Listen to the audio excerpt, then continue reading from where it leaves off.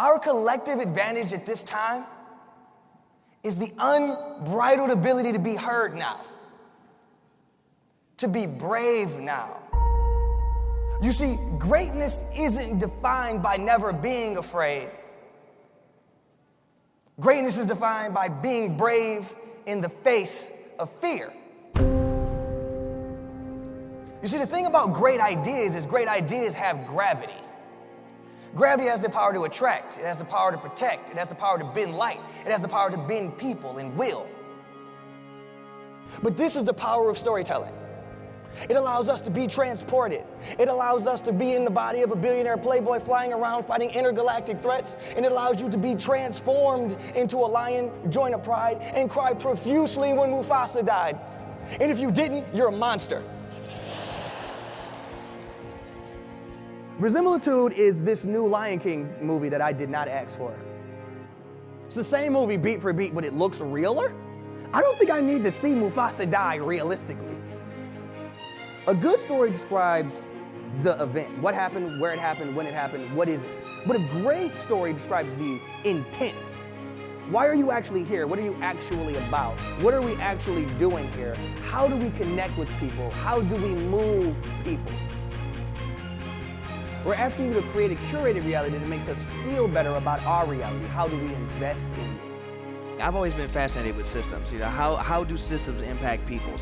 And I've always said this thing, if one fish dies, right, you check the fish. If all the fish die, you check the water, right? If you look at a city like Detroit with this much economic disparity and this much educational deficit, I've always been going, how is that possible?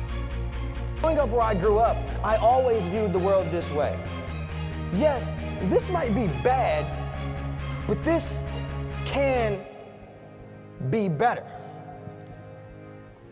But somebody asked me, how can you look at the world that way? How can you look at everything that's bad and still think that it could be better? I said it was some form of naive optimism, and so I named it bitter optimism. The idea that you could look a challenge right dead in the eye. You don't need rose-tinted glasses to change the world. I think that most people hire people and they build organizations based upon the Rolodex of people that they have in their phones. If you grew up in an area, those people tend to look like you. If you work with people, they tend to look like you. Even when you go to college campuses, the college campus groups do not look like the brochures. If you meet someone speaking broken English, that means they're on their second or third language. Your inability to understand them is actually a product of your own ineptitude and not theirs. I have a question.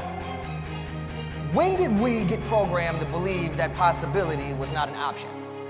We shouldn't be bringing solutions to problems that we don't understand. It's not our job to bring savages fire. It's our job to find out how locals create magic. It's our job to find out how you do so much with so little. How could you solve problems that we didn't even know existed? Tribes, families, native communities. Detroiters create magic.